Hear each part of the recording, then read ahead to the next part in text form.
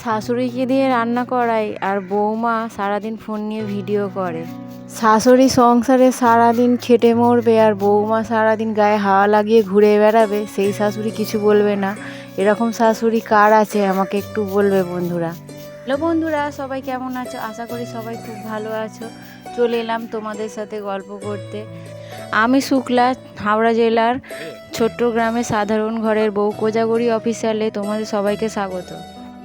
তো দেখতেই পেলে তোমাদের সাথে গল্প করতে করতে আমার সকালের কাজ বাজ সারা হয়ে গেল। এবার আমি গাছে জল দেব। যা গরম পড়েছে, দুবেলা গাছে জল না দিলে গাছগুলো শুকিয়ে যাচ্ছে, ঝিমিয়ে পড়ছে কেমন।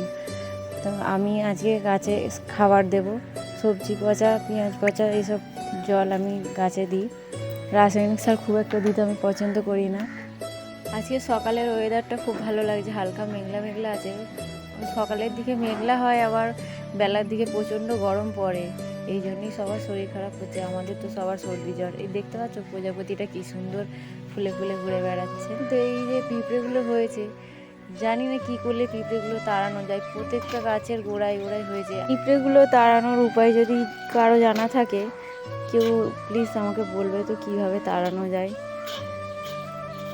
কিছু কিছু মানুষের ধারণা যে আমরা যারা সোশ্যাল মিডিয়ায় ভিডিও বানাই, আমরা বোধহয় বাড়িতে কোনো কাজ করি না, শাশুড়িকে দিয়ে সব সংসারের কাজ করাই আর আমরা সারাদিন ভিডিও বানাই।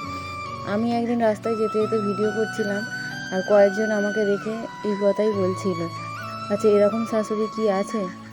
জানো তো, কথাগুলো বলছিল আবার দুজন ছেলেরাও সমালোচনা করে পরের নামে। যেখানে শরীর খারাপ করলে শাশুড়িকে একবেলা রান্না করতে হলে মুখটা এমন করে থাকতো, মনে হতো কি ভুল করে যে আমার শরীরটা খারাপ করলো, আর সেই ভাত গলা থেকে নামতো না।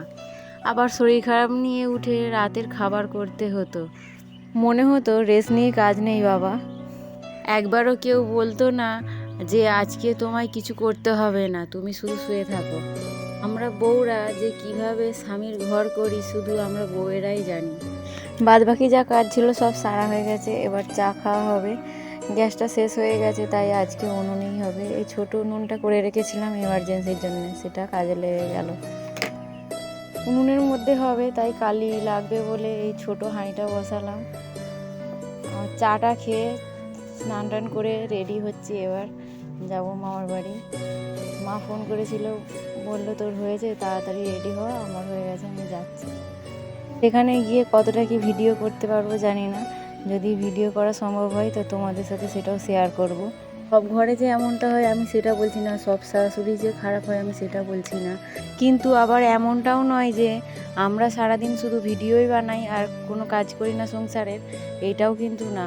আমার কাজ আমাকেই করতে হয়, কেউ এসে করে দিয়ে যায় না। তো পুজো করার জন্য ফুলটা তুলে নিই, চলো পুজো টুজো করে এবার রেডি হতে হবে, অনেকটা দেরি হয়ে গেল। পুজো দেওয়ার সময় ভিডিও করা হয়নি, কারণ ভিডিও করে দেওয়ার মতো আমার কাছে কেউ ছিল না, আর আমার কাছে মোবাইল স্ট্যান্ডও নেই, তাই ভিডিওটা করতে পারলাম না। তো দেখো আমার পুজো দেওয়া কমপ্লিট, এবার যাব, চলো রেডি হয়ে যাই তাড়াতাড়ি। তো দেখো রেডি সেডি হয়ে এখন যাব মামার বাড়ি। আমার ভিডিও যদি তোমাদের ভালো লাগে তাহলে একটা লাইক সাবস্ক্রাইব করে পাশে থেকো।